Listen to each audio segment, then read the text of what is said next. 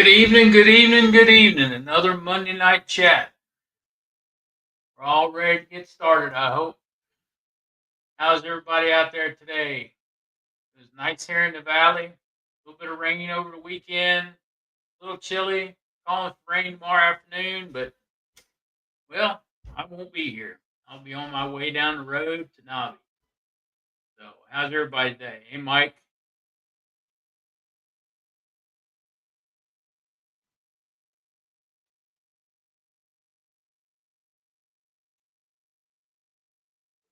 Tar Heel, what's the weather down there?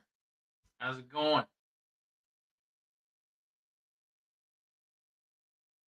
Hey, Greg.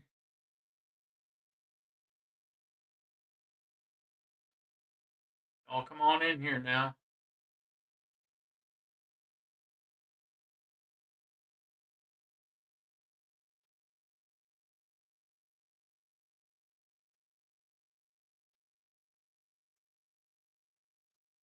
We got some new ones in here tonight, I think. Names I haven't seen before.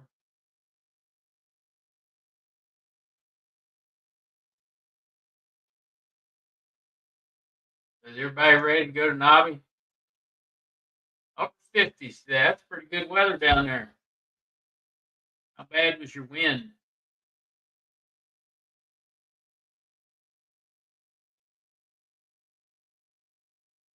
Hey, Rodney. Hi, Nancy. How are you? Ready to go? Ready to go to Nobby?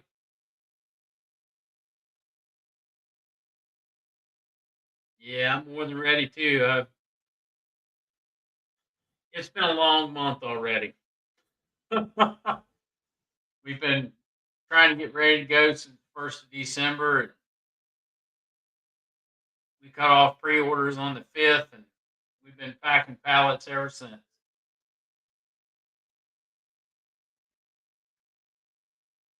So, truck showing up tomorrow morning to get loaded.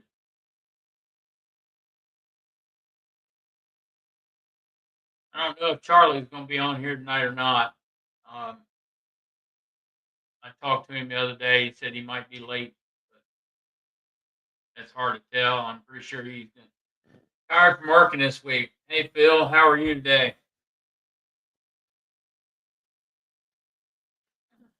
Hope you're feeling better. Hey, Bill,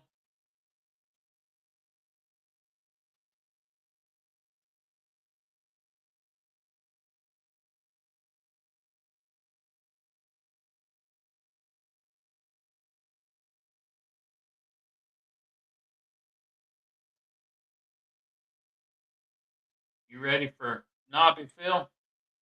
Philip? Because it's here, whether we're ready or not. Hey, Steve.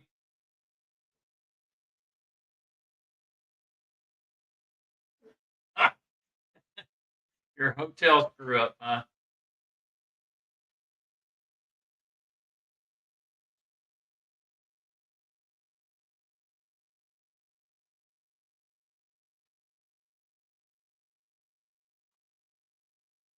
So what does somebody want to talk about tonight? There's Tom. Hey, Tom. How you doing? How are you doing tonight? I'm a little sore and tired, but good. That's good. You're here. I did a ton of walking on my knee and it's a little sore. So, John with Westcliff, the truck shows up in the morning. He's supposed to be there at 7 o'clock for us to load out. Wow. I'm Yeah, sleeping in, taking it easy tomorrow. Save my knee up. and load that truck. Now I've got about a 9 hour drive. So what it is? Wow. Yeah. I'm Hey hoping to guys, get Sandy. out of the house no later than 9, which is get me down there at 11 Yeah, Wednesday. So I'll swing around the back and look for you. Yeah, it's silver F-250 the license plate is the business abbreviation. Okay. So who's all on here tonight? Well, we got Rodney, Milton, Mike, Philip, Matt, Carhill's on here. Randy. That's John from Randy. Westcliff Honey. Nancy's on here. John. Nancy. Okay. Steve. Bill Lee. Okay. Yep, Bill Lee's here. Cool. Yeah, we got a few for Monday night before Nobby. Yeah. What's everybody's goals for spring? Uh, that's a good question. That's a real good question. So, Mine's easy this year. what's yours? I have 21 production hives, and I want all 21 firing, making honey, and then hopefully all of them with one deep and two medium supers. That'd be the second goal. So I got right now six backup hives in case I already had lost a couple that didn't do very good that I didn't even let them go into winter because they were just too small. Yeah, Gives the queen threw them in there in the yep, other hives. So I got four of them that I know out of the hives. I got four of them. I'm going update with better yep. queens. So Darren says you need a wheelchair and get Charlie to push you around the Nobby. I don't need a wheelchair. I'm good. Maybe by this third day, my knee will be getting so tired, but I better rest it up. Nancy, it looks that way. I'm sorry, but that's just how it Yeah. is right now. Well, maybe Hope or maybe Lisa, I was hoping Melissa. Tom and Melissa would be on here tonight. Yeah, they might be busy packing up too a little bit. Yeah, they might be. I think everybody's packing up. Yeah, in fact, he's got a He- pretty well. No, he's only 6 hours away. yeah, but still, Right. Well, to Cincinnati, it's 6 hours. I'm sure it's about the same to Louisville. They've changed the forecast a little bit. oh, Might get some flurries on Friday evening. well, as long as it's Friday, I don't care about that. As Yeah. long as I'm not doing anything Sunday morning when I pull out to come home in West Virginia, I'm happy. I Because don't know about if Sunday. it's snowing in West Virginia on Sunday, that means I'm going to Nashville and coming across. Gotcha. I don't know what it's supposed to do on Sunday.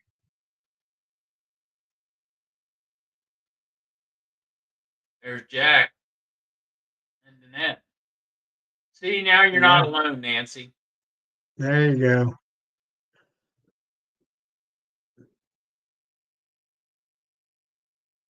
Oh, it's supposed to be snow late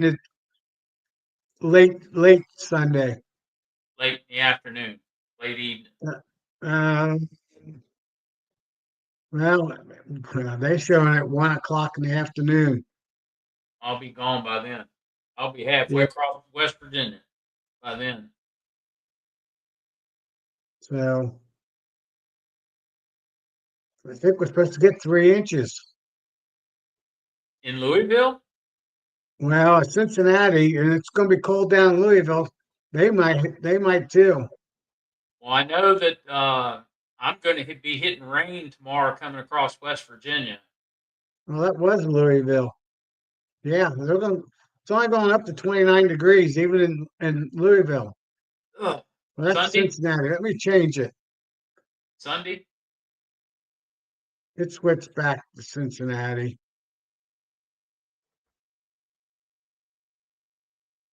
Yeah, it's 33 degrees, so it's going to be a wet snow. Hmm.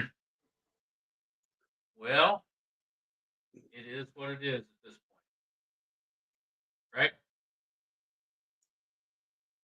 Yeah, they might change it again. Who knows?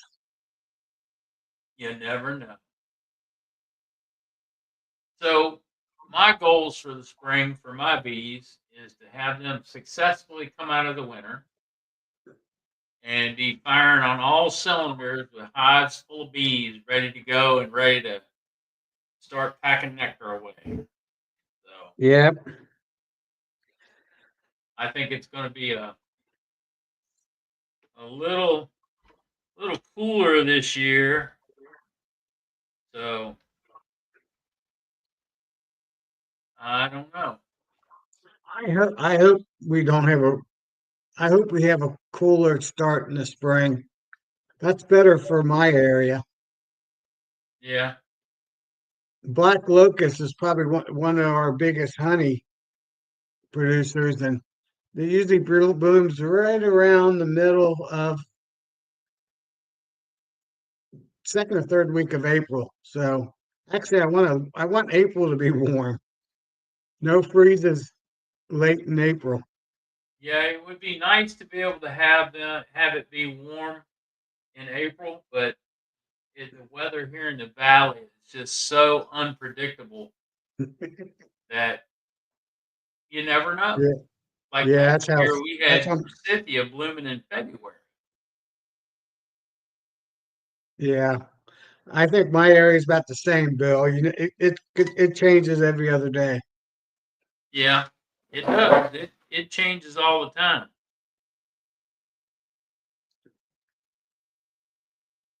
So,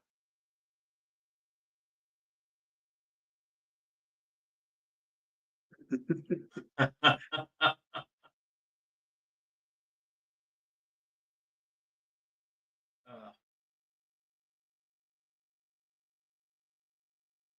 Like Steve said, it's supposed to get 1 or 2 inches of snow. mm. Yeah, they're calling You, for snow here next week too. yeah, Louisville and Cincinnati, it's going to be too warm. It's going to Like, be all rain, and maybe at the very end, last flurry might be a flurry at the very end. yeah. Well, maybe we'll end up with some snow here in the valley next week.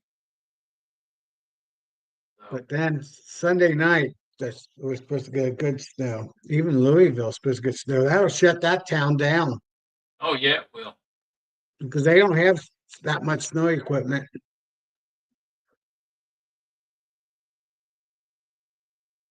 Well, my son will be happy because he's one of those snowplow truck drivers. yeah, yep. That's My what he brother, makes a lot of. my brother-in-law, and my nephew do that too on contract work. Yeah, well, he works for the county, so all the county roads, a lot of overtime pay. Hey DC, I didn't see you come in. He always sneaks in. Yeah, he does. Comes in, doesn't say anything to anybody.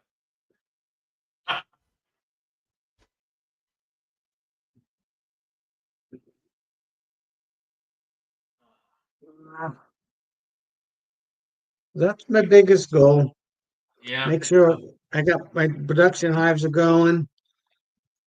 I hope to catch a dozen swarms to put in my 6 framers.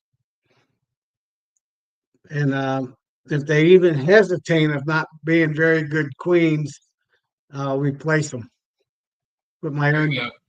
grafted queens. Yep. In fact, I might do that anyway. I might just pull the queen out in the frame and stick them in a little 5 frame nuke with another frame, make it a 2 frame basically, and 1 frame of bees, and put my new queen in there. Yep. And Scott, the unlikely beekeeper. How hey, are you Scott, this evening? How's everyone doing? Happy New Doing Year. great. yeah, happy New Year. Yeah. Everybody's One more going to day. Nami, but I'm not going. So so I won't see Okay. anybody there. So I won't see anybody until they all get back. So Yeah, I'll But probably go. I'll probably go every year if it's down Louisville because it's it's pretty close. yeah, Yeah, I you're know one of like the Bruce and stuff does like a live stream from there, right? The stream team does like a live stream from there. Yeah, But they have Uh, one. they did last year. yeah, Yeah, so when it's Hive Alive, they did it also. So I'm sure they'll do it. I'm sure they will. yeah, so Hey, I'm Charlie. looking forward to that. Hey. So, hi, Charlie. Hey, Scott. Scott, thanks for the mini hive. Oh, of course, absolutely. Yeah, that Had to was show kind of you cool. those. I wasn't expecting it. I've got it sitting on my desk. Let's see if I got everything here. Hey, Will. We got Will, but Hey guys. there he goes. Just unmuted himself.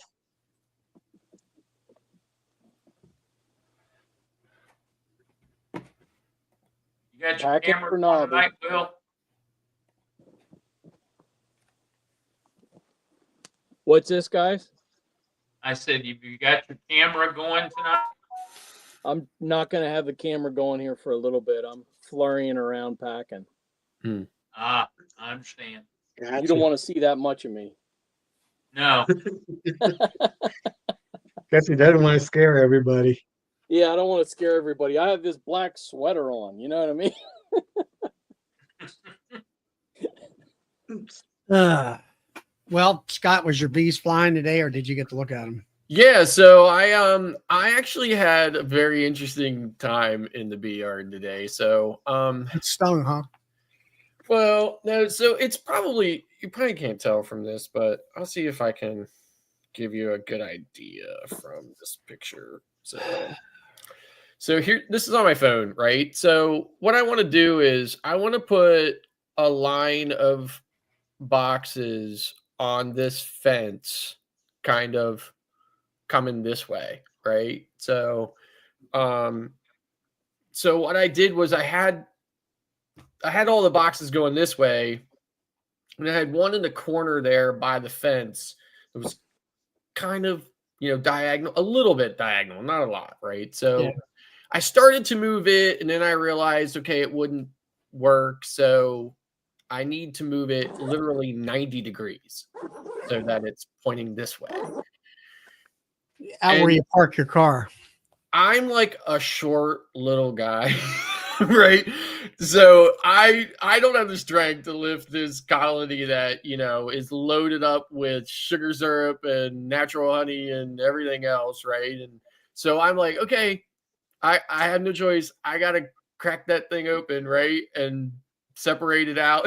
Did you actually do that today? Yeah, so because this is what I wanted to do. I wanted to get it at least in a position where the existing bees and any new,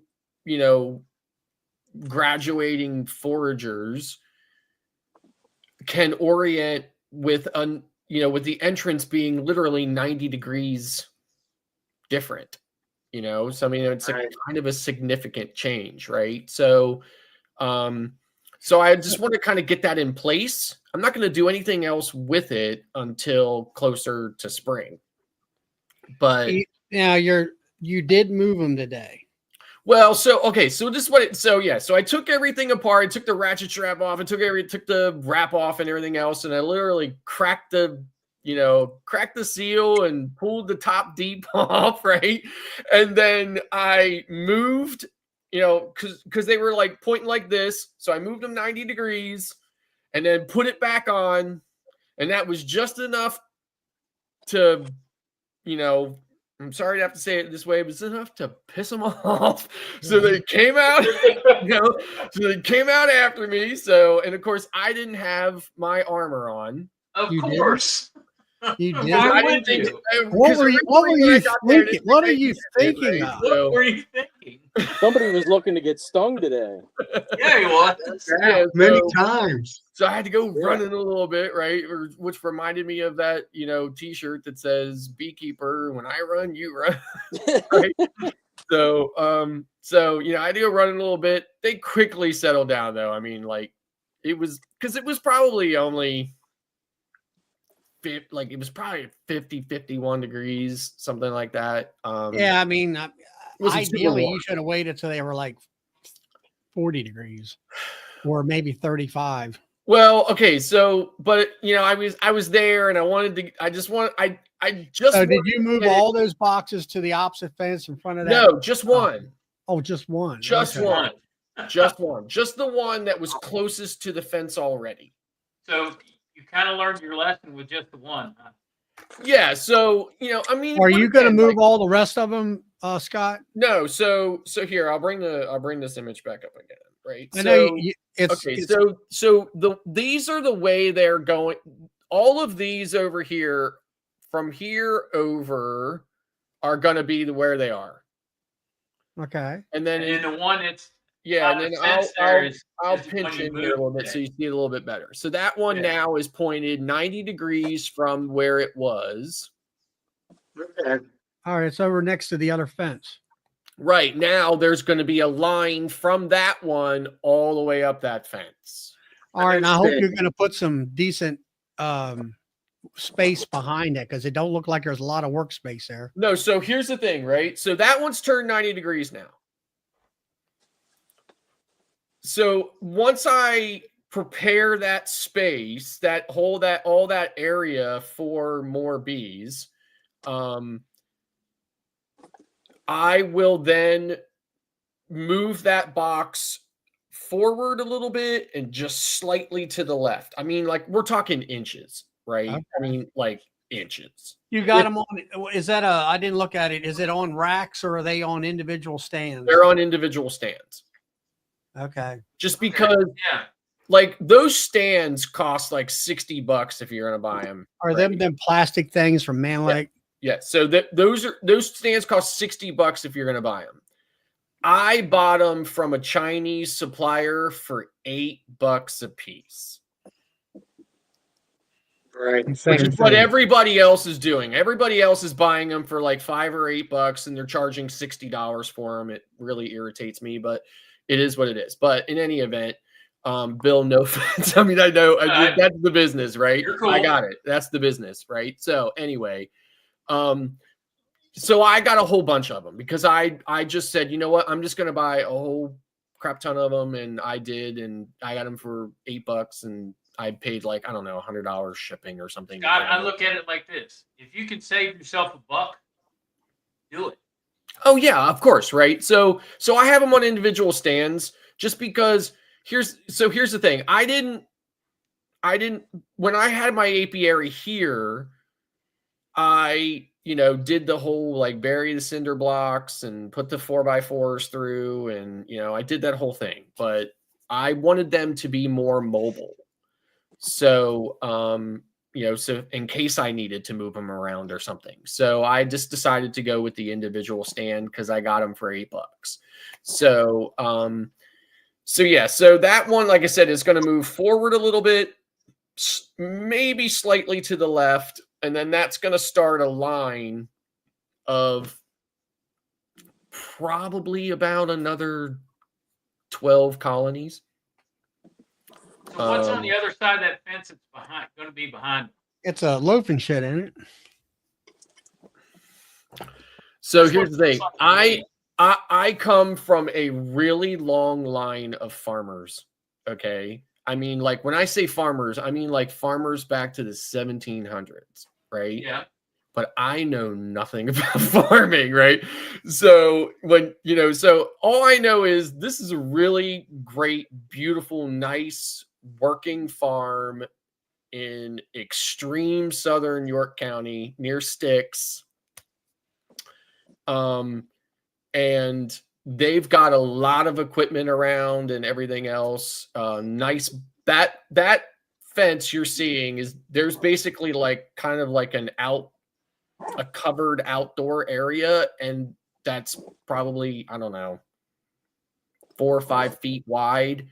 And then on the other end of it is the barn, is the leading edge of the barn. You know what that reminds me of, Charlie? There's no animals in the barn ever. There's no animals in the barn, and when I saw it, it kind of looked like a cattle run. And I was going to say, if there's cattle in there, Scott. No, there isn't. No, You know what's in there right here. now? What's in there right? Like if you look here, right? So He's like got his tractor parked in there. I can see yeah, that. so there's a tractor in there. There's a smashed up, looks like somebody had hit a pickup truck head on. So that pickup truck is in there. Looks like a loading shed to me, or a regular machinery shed. Yeah, right. I mean, Yeah. that, and then on the other side of that space is the leading edge of the barn, right? And the barn is, the barn is a standard size barn. And then there behind the colonies is, like another, animal shelter kind of stuff. Shed. Yeah, Right. And then behind that, where those trucks that white truck is over there. Yep. Beyond that is about 15 acres of hilly pasture where there are always a combination of horses, goats, cows, just a whole bunch of different stuff is always up in there. It's okay for you to expand like that and all that. Does anybody? Yeah, so like I said, so now this picture doesn't really show much of the space. Like here, I'll have it like kind of backed out. It doesn't really show much of the space. There's a whole bunch of it to your left, the opposite of the fence that just goes like for quite a while.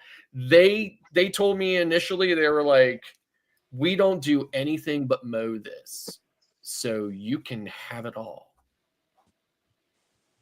Yeah, because see, you're giving them, I'm like everything too. Perfect, right? So I had mentioned to him about halfway through the season. I said to him, listen, I would love next year to expand kind of like in an L shape, right? So I said, so I basically just want to expand up along that. I don't want to. There's a fence, just beyond that last colony there on the left, my left, I guess, or I guess your left. You can see there's a fence there. There's a gate there. Yeah, there's a gate there, right? So they go in and out of that gate. So obviously I don't want to impede that gate. So that's why I'm going to expand this way. Yeah, but if they get to flying like that, they're going to be getting pecked in the head. That's for sure. Well, here's the thing, right? So they mow that entire area on a 0-turn mower, right? And I was biting my nails all summer. Like I kept saying to my wife, listen, I'm really afraid that they're going to mow. They're going to come out and light them up. They're going to call me and say, we know it's a farm. We're farmers, but you got to get these things the heck out of here because, we can't even mow the grass. And I even said to them, I will come here and mow I will mow the whole area as often as you want me to. And I've told them this kind of as a standing thing. If there is at any point, if they become a problem for you, just let me know and I will take care of that entire space and you will never have to bother with it, right? So, because those two colonies that are on the end next to the gate, they came from nukes that all I'm going to say, Charlie, maybe this will mean something to you. Maybe it won't. They came from two nukes that came from a bee supplier that is located between my bee yard and yours. Yeah, that's all I'm going to say, right? Because here's the thing, right? I like those people. They're very nice, but those two particular colonies have a very different temperament than all the rest of my colonies. Yeah, and the more that they walk past those colonies through that gate, those colonies will get used to them. Yeah. And they can do anything they want. Well, listen, so like they mowed all summer long. Yeah. So and they were like kind of impeccable mowers, right? So they mowed all the live long day, all the time. And at the end of the season, I took her, like a couple of things of honey that I grabbed at the end of the year. And I just said, here's some honey. And I said, how was everything this year? She was like, they were perfect. We never had any problems with them ever. And I was like, perfect. So now I'm a little concerned, how they kind of get a little like they kind of get a little pissy in the early spring, right? So I'm a little worried No, about that, but at the same time, there's nothing I can do about it, short of, doing the things that you can do to try to calm a colony down, split them, whatever, and beyond that, the extreme of, pouring soapy water down through them, which, I would probably try to move them before I would do that. But I mean, there's nothing I can do. So, so Scott, I have a suggestion for you. yeah, This is if you have a large space, it sounds like you're going to have a large enough space. super large. Yeah. Is it a large space? It's probably 2 acres, a little more than 2 Okay. acres. So cool. So what I've done in my yard, which it has been successful, is just an idea, just something for you to think about. They're on individual stands and they're Right. clustered 4 or 5. Can you hear me? Yeah, I can hear you. Yeah, They're I'm just clustered. kind of peeking at the chat. They're clustered together in 4 or 5 hives. So when I'm in that group of hives, the 4 or Yeah. 5, I can disrupt them, I can smoke them, I can get into them, and I can cause Yeah. havoc. Then I can Right. close them up and move to another section of 4 or 5 hives that are probably 40 feet away, 50 feet Yeah. away, some Right. distance. And I have another clump, so I can go in and I can manage them. And say if one of those hives seem to be hot or don't want to be messed with that particular day, I can leave that section and go to yet another section. Yeah. So that's how I've set and I'm running on an acre and a third perhaps, but I have them clustered. So I can move from one to the next. But that works for Yeah. me. And if you have the room, it kind of lets you work on some and not disrupt your Right. whole So yard. so my plan for that space, right? Actually, my overall plan, I used to have another yard, and Charlie, you probably know where this is. It was over near Stewartstown. Yeah. Okay. Which is about 12 miles from Glenville, right? So, but also again, like right along the Maryland border. So I had a yard over there, and there was a pit bull on that farm, and it bit me. The owner was very apologetic about it, but obviously not going to do anything about it. And I said, I'm not keeping bees on a farm where I'm going to have to worry about the dog biting me. So, and a pit bull of that. So I was like, okay, thank you very much for the opportunity to have bees here, but I'm not going to have bees here anymore. And I took them out. So my goal is to try to get a couple of additional yards, right? Because I really feel like the yard that I have right now, with the existing colonies where they are, and then when I do the expansion this way along that fence line, I'm going to have somewhere between, because here's the thing, on the other side of that gate is like a lot of land, right? So I can go to the other side of that gate and expand that way too if I wanted. But I'm really concerned about too many bees in that particular location. I would like to kind of split them, spread them out a little bit more. So I really feel like if I have 15 to 20 colonies in that particular yard, preferably more 15, only because I'm the one that's got to be in that yard that is in absolute direct sun all day, from the time the sun comes up to the time it goes down. I've got to be in that yard in a suit in the middle of July working those bees. So the least, if I only have 15 there, that'd be great. But I want to get another yard or two in that same general area.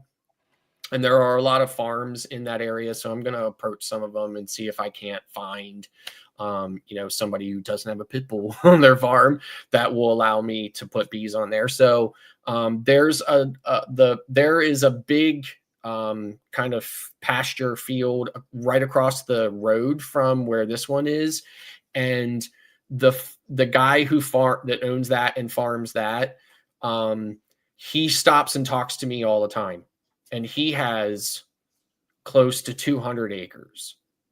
So I'm sure if I went to him and said, is there space on your farm that I could put bees on, then I would have bees, but they would still be kind of in the same general area. So So in what any do the event, bees have to forage off of? What are the bees forage off? I live next to a dairy farm. The farm does absolutely nothing for my yard. right, Zero, zilch. But what's down there? So the amount of right. hives So, you have on a particular property will be dictated by how right, much forage they exactly. have. Yeah, right, So exactly. they'll tell you how many bees you can have there, but go ahead. So, the colonies, like when I show you that picture, the colonies are here, right? So what they are facing, what those colonies are facing, I mean, not absolute, not like right in front of them, but in the general area, they are facing Cadorus State Park. Ah, okay. There you go. Yeah. That's what I was listening. I was waiting to hear what Yeah. they're going to forage off of Right.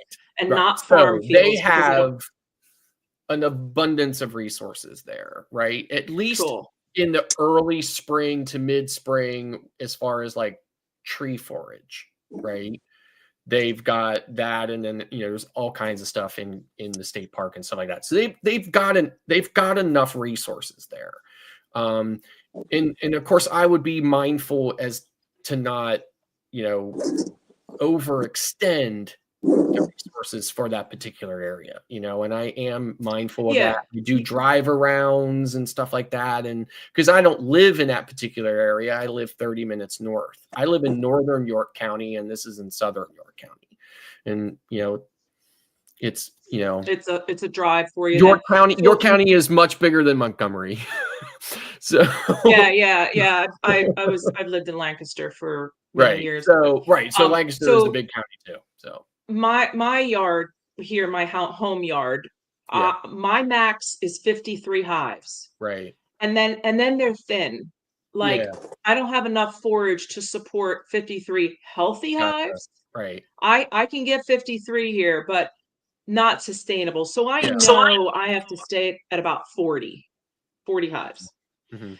So the yard, if once you get in tune with the yard and the bees and what, you'll be able to determine, yeah, I can put more hives here, or I Right. gotta pull back. Right. And Um, I've looked at that, right? So I feel like I said, so for this year, for this coming year, I just want to expand along that fence line. So I'm basically going to make an L shape with the colonies, right? So I'm going to expand across that line. I got that one colony moved, oriented 90 degrees so that when the bees are coming and going and stuff, they reorient to a 90-degree change in their entrance, right? Which I think is significant enough that they need a little bit of time to do that. And in presumably in around a month or so, we're going to be seeing the first attempt at brood, right? So, so by the middle to towards the end of February, the first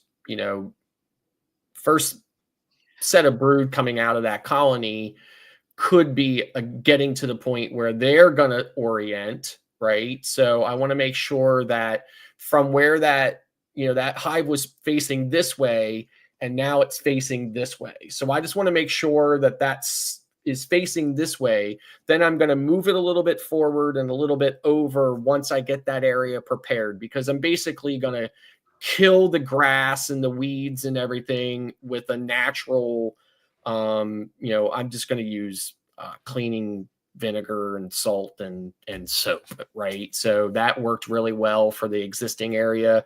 Because it's a farm, I don't want to use any chemicals on it. So I'm just going to kill the grass and stuff like that, and I'm going to put some landscaping fabric down and some mulch to try to control, it's not going to, eliminate weeds, but it's going to keep them down.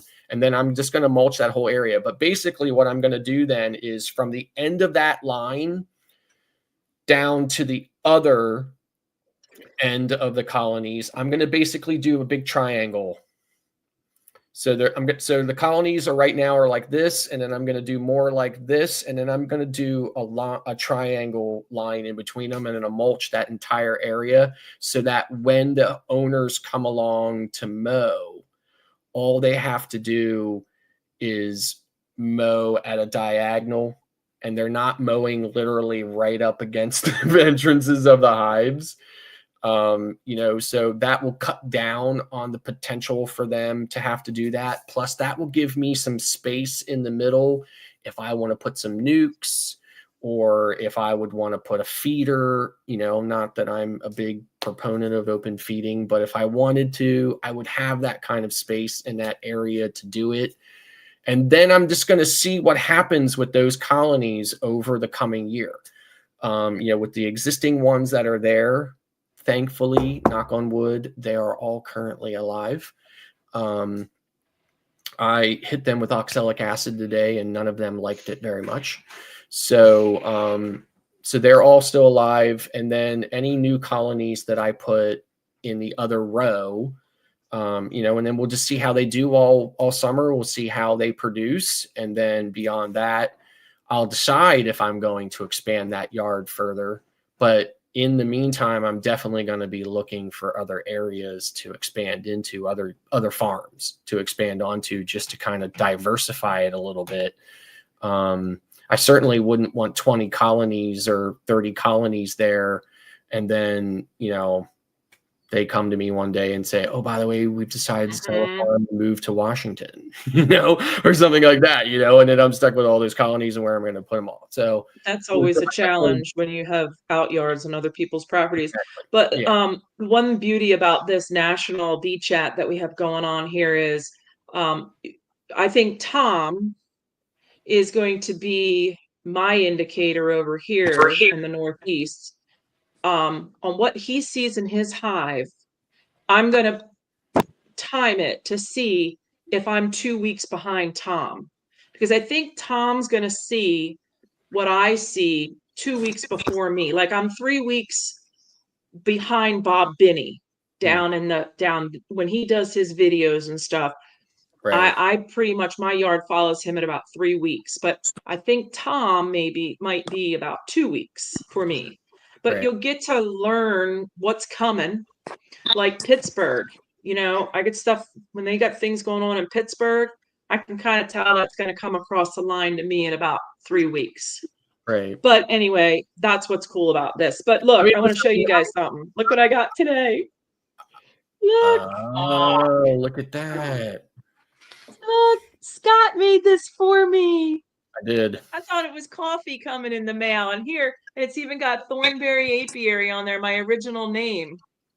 Wow. Well, I realized- couldn't find anything to the contrary, so I figured maybe that's it. Yeah. Well, so that's my name, but I do business as Harleysville Beekeeper, because when I started doing markets and such, people didn't know where Thornberry Drive was, rightly so.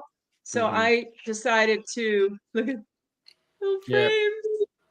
I decided to rename it to where I live, so that people kind of associate that's where the honey is coming from. So the Thornberry Drive is my or Thornberry Apiary is my name. Yeah, when I did Thanks, a little bit of Scott. research, you're very welcome. So I'm I have a small 3D print farm. I have 8 3D printers, and I print a lot of different stuff for like Etsy and stuff like that or whatever. So so that's just part of this of what I print. So and I stumbled across the basic design of that model a few years ago, and I've been tweaking it and stuff like that or whatever. There's some additional components that I can make for it. Like there's a You got the frame feeder. Yeah, so the frame feeder. I sent Charlie the frame feeder, but I didn't send anybody else the frame feeder. And then I've got Charlie's the only one that has the frame feeder. And entrance reducers. Yeah, right, I got a blue and a white one too. So here's the thing. So the entrance reducers, I was printing with Charlie, right? So Charlie's It blew me up, Bill. Yeah, so I Blow think me your up. green screen is pull it back a little bit, Charlie, so the green screen doesn't blow it out. But yeah. So I tried to match Charlie's colors as much as I could. Click on the little filament's not exactly square the around same my shade of foot. purple, but No. Yep. You blew up the It's- wrong it's a- person. It's a square on my picture at the bottom. No, it's not. Where I'm listed in the bottom of the screen, Oh, yeah. there'll be all right. There's a square there. If you click there, there I you go. Yeah. just darn You're out of focus, Charlie. Yeah, it's out of focus. There you go. No, you're still out of No, focus. you're still out of focus. It's There. all right. There we go. There you go. Those But, off-by cameras are kind of tough, aren't they? Yeah, let me get it here. So my hives are this spring, summer. I'm gonna That's do cool. some. Pull it back, I'll go Charlie, on because live it's and getting show There you you there my we go, go. yard. Charlie. There we go. Then we can see it. Yeah.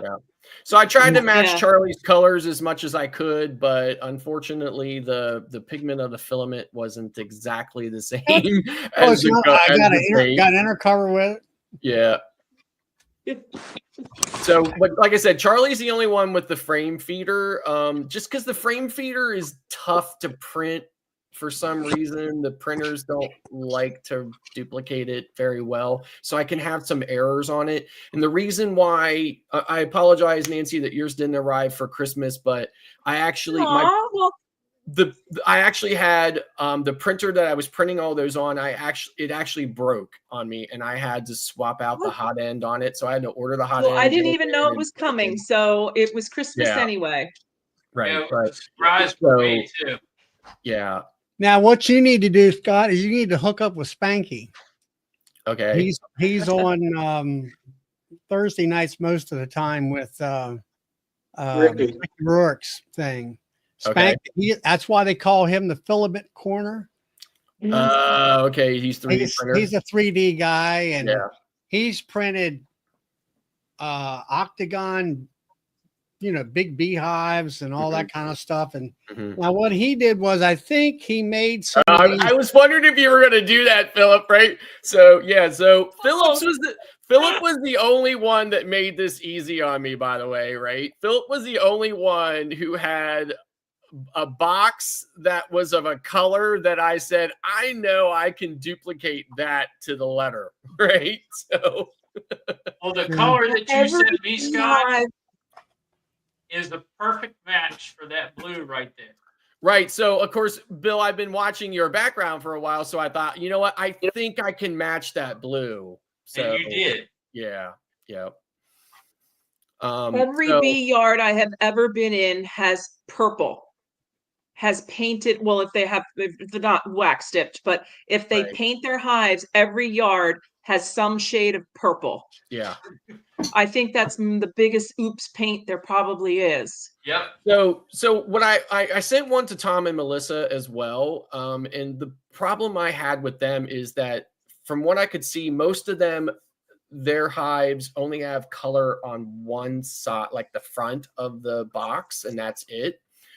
So unfortunately, the 3D printer lays down the shape in a layer, and that layer is like across the entire object, right? So unfortunately, I couldn't do, say, like one color on just the front of it and then a different color on the sides and the back. So it ended up just being all white, like Nancy's. But then Tom went ahead and colored in the letters because it says Via honeybees on it. So he was able to color in the Via in the yellow and then the honeybees in the black with like, I guess like a marker or some paint or something and a really fine brush. So he really did a great job of it. So, I, he sent me a picture of it. I think I might actually have the picture of it. So let me look here. But I mean, I was so happy to be able to send that to you guys. So here's the one. Here's what Tom did with his. So Oh, yeah. You must have ran out of space for me. well, so here's the thing with you, Charlie, right? So I actually thought to myself, it was tough for me to put Sawmill Charlie on the front of your box just because of the size. Oh of it, yeah. right. But since you're so close to me, I can easily run another deep box off for you, and hell, I'll get in the car and drive it down to you or whatever, right? So, but but in any Yeah, event, you kept talking about moving them hives around. I'm like, man, I'm gonna have to go up there with my hive lifter and move them hives around. Yeah. oh, that was like I said, I mean, obviously, I gotta pick that whole hive up as a unit and turn it around and drop it right there. yeah, if it had not been 50 some degrees today. Well, that's the first thing. I wouldn't have done it at 50 degrees. I would have waited till it was 40 degrees. So they're inactive and then they reorientate after so many days. Yeah, I was a little worried. I was a little worried about opening the colony when it was colder, and it's going to be, after today, it's going to be cold for at least the next 15 days, right? It's going to be like in the 30s and with lows in the teens and stuff here. At least here it is. So, but in any event, I just wanted to get it done, and I'm not going to be back at the yard for a while. So I just said, what, I'm just going to do it. And, so yeah, they'll reorientate. yeah. So in any event, I'm just, at this point, I'm going to do this. I don't know how many, I don't know if I talked about this the last time I was on your, it's been a while since I was on your live or whatever, but so like I'm a 5th year beekeeper, right? So I had bees for a while here. My township made me get rid of them, and it took me a couple of years to find another yard. But I kept up on everything with beekeeping and stuff like that. And I lived vicariously through beekeeping on YouTube and stuff like that. So I kept up on everything. I spent 3.5 years learning everything I could about beekeeping before I even got my first package of bees. So before I even actually had bees, I spent 3.5 years. I don't begrudge some of these new beekeepers about their inexperience and their lack of knowledge. I mean, obviously nobody's born, knowing everything or anything, but I see so many people in these Facebook groups, Pennsylvania Beekeepers and Central Pennsylvania Beekeepers group and stuff like that. I really feel like so many of them are coming into the Facebook groups and saying, I have bees.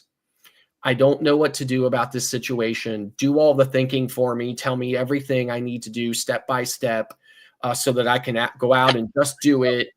Okay. And so like Chester, be a beekeeper, and I can get it done. And then the next time I run into something that I'm unfamiliar with or unsure about, I'm going to come back and give you the whole other set of thing. Like, here's a picture I took on my phone. Please look at this picture in the next 5 minutes. Tell me everything I need to know about what's going on in this picture and everything I need to do to fix it, or is it okay, or this or that or whatever. I didn't want to be that beekeeper, right? I really wanted to be a good steward of the bees. So I just spent all this time, and after the first year, I felt like I still didn't know enough. I still felt like I'd only scratched the surface and I needed to know more. This is what me and Bill and Nancy and Tom and all, we've talked about this. Yeah. Is that you have if somebody who's going to get into bees has to have the initiative of what you just said that you've done about trying to learn everything you possibly can. Yes. Maybe not so much before you get to bee, well, some of it, but at least continue on with it if you did get bees. Right. And you got all the ones that you just described there with the, with the pictures and I get on some of these ones here, I got this. And I'm like, well, what about it? I mean, don't you know what to do? And it's like, I don't know. It's like, oh, I'm feeding my bees here in the middle of the winter with 2-to-1 sugar water. I'm like, really? I mean, how dumb can you be? Yeah. Well, so here's the thing, right? So obviously, there's still so much that I need to learn, and the bees are you'll never learn. Yeah, right. And the bees are still teaching me, every time I go into the boxes, they're still teaching me things and stuff too. But I mean, so when I township basically sent me a letter saying if those bees aren't gone in 5 days, we're gonna come over there and burn them out, right? Like we're not Oh, playing, we want them out of there. You know, and of course, a couple of members of the state beekeeping association, which I'm a member of, said, listen, you know, we'd be more than happy to go to bat with you with the commissioners. And I used to work for the Pennsylvania legislature. I used to work for the Pennsylvania State Senate, for the Republican Senate. I worked for all 29 Republican senators. I worked for them for decades. I understand how government works. I understand how the process whole works. And I understood that, you know, they were going to be wasting their time and I was going to be wasting my time trying to fight it. Even though there's an ordinance that allowed me to have it, it's still, they have discretion over it. And you know, the old axiom that you can't fight City Hall really is true. I mean, in most cases you can't fight them. So I just said, you know what, this is not a path I want to go down at this point. So I just said, fine, I complied. I got rid of them. But when I got rid of them, I literally felt like a parent who had lost their child. I mean, I missed being a beekeeper and it just ate a hole in me. And I searched and searched and searched. I would literally just stop at a farm and walk up to the door and knock on the door and say, hi, my name is Scott. And I would like to know if you'd be open to me putting some bees. And a lot of people would be like, no, you know, and slam the door and stuff, you know. I mean, I tried everything I could to find place to put my bees, you know, to get back to beekeeping on. You know, I looked at, I literally, my wife and I looked, you know, at dozens of properties that we were literally going to buy and had no intention of doing anything with other than ever just putting bees on it. You know, and we were literally going to spend hundreds of thousands of dollars to buy land that we were never going to live on and just put bees on it. I mean, I was desperate to try to get bees because it just kept eating a hole in me that I didn't have them anymore. And a lot of you guys don't probably know this, but I was a big YouTube star in a completely different genre, right? And I've shut that channel down a long time ago, but at one point I had over 30,000 subscribers and my average video drew about 40,000 views. And I was a big YouTube person and it centered around cruising on cruise ships. My channel was about cruise ships. So in any event, I was on a cruise in the Caribbean in February of 2024. And I was sitting, enjoying the sun, and I was on my phone and I saw this ad on Facebook Marketplace for someone said, I have a farm and you can board your horse here. And I don't know why, but I tapped on it and I said, I'm looking for a small piece of space, a small piece of ground about as big as a refrigerator laying on its side. That's how I think I said it. Probably had too much to drink that day or something. But in any event, I said that and I said to place a couple of bee colonies on it. Would that be something that you would consider? And they responded back and said yes. And I was like, fantastic. When can I come and look at the space? And they were like, whenever you want. Here's the address. So I got back from the cruise. I went to it. And I, you know, and they were like, here's the space. All we do is mow it. You can have it. You can do whatever you want with it. You can put as many bees as you need on it. We don't care. And I was like, would you be okay with just accepting some honey in exchange for the space? And they were like, yeah, perfect. And I was just like, am I being punked, right? Like, you know, there's like people going to come around the corner with cameras or something like that or whatever and tell me I've been on like because I've been searching for years. Like, where were these people a couple of years ago, right? But in any event, here they are, you know, and I got the space and they're really amazing people. They're a young couple and they're amazing people. And it's, you know, and I am back at it again, and I just absolutely positively am thrilled and overjoyed to have the opportunity to beekeep again. So that's just kind of where I'm at. I had to really kind of reorient myself to a lot of it. There was some stuff that I had forgotten about that I stumbled back across. And I was like, oh yeah, oh right, you know. So I was kind of like that in the beginning of this season, but it is a lot like riding a bike. A lot of it came back to me as well. But I stayed up on it and stuff too. I stayed up watching YouTube videos and stuff, people, you know, who were just doing normal videos about, you know, hive inspections and things that they were looking for and stuff like that or whatever. So, like I said, you know, super excited to be back at it again. You know, and really this time I really just want to go, I want to go bigger, you know. My wife and I are talking about, we have a back patio that's covered off of our kitchen in the back of our house. We're talking about enclosing that entire space and turning it into a honey house and getting inspected by the state, and, you know, so that we can sell honey away from the house and stuff like that or whatever. So, you know, again, I really just want to go, you know, I just really want to keep going with it. So, but, you know, and I don't know, you know, just like I said, through the magic of YouTube, I think Charlie, yours was the first video I stumbled across. You know, it just recommended it to me, you know, and that's kind of how I fell into this community of you amazing, amazing people. So part of me is sorry that I'm not going to be at Nobby with you guys this year or whatever, but you know, there's always next year. So Gary put an interesting comment up here. Many farmers want bees on their farm for pollination, but you have to watch what insecticides you use.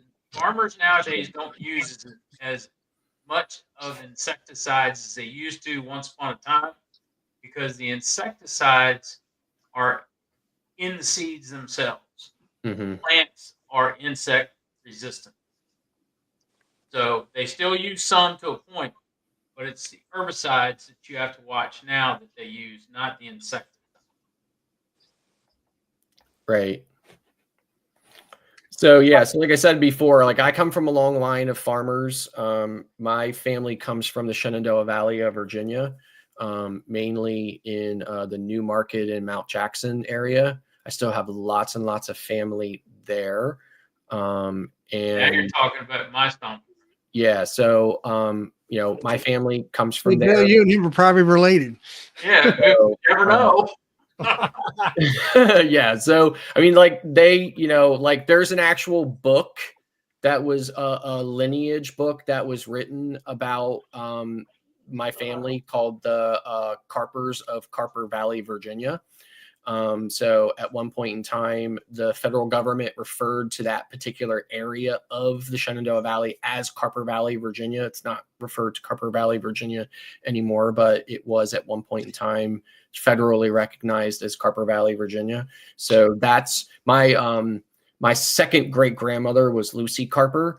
So that's my tie to the Carpers. And then my last name is Schaefer, so there's still a lot of Schaefers and stuff that are in there. So in fact, my cousin runs a barbecue restaurant just north of where you're at, Bill. I forget the name of the town that it's in. It's called Schaefer's Barbecue, right? Yeah, Middletown, Virginia. Yeah, Middletown. That's yeah. George went out of business. Yeah, right. So his dad had a second location in Woodstock. Yep, he went out of business. Right. So and it kept the other location because the other location did better business anyway, right? So that's so that's a cousin of mine. So but they have like their own, you know. So anyway, so my family comes from the Shenandoah Valley. But so if you know where George's store was, his restaurant, yeah, that's where my store's at, in that building, because I took over that building. Oh, and like that little, like kind of like little kind of, oh, okay. Yep. All right. Gotcha. Yeah. So, yeah. So anyway, so that's, you know, so, you know, I come from a long line of farmers, but, you know, nobody has farmed in a couple of generations. And, you know, so I'm kind of the first one to kind of get back to it. The other thing too is the farm that my bees are on, they don't do any they don't do any planting. It's all I guess you would refer to it more as a ranch, right? Because it's all animals. So it's cattle and horses, goats. There's a couple of roosters that are desperately trying to give me a case of PSTD, but or you know, I mean, they will just not leave me alone sometimes or whatever, right? I'm hoping that the bees will come out and light them up a couple of times so that they kind of stay away from the bee area, but they love to come over and just kind of, you know, stare me down. Well, that's your hive beetle. Yeah, that's your hive beetle. Well, killer right. So that's there. the other side of it too, right? So then, of course, I thought maybe I would try to make friends with them in this coming spring by offering them, you know, like if, like I had a colony where, when I started my bee yard this year, I started it with packages from another supplier. Again, I'm not going to name the supplier. I really like that supplier a lot, and he's a good guy, and a lot of people know him, Robert House. But anyway, so he one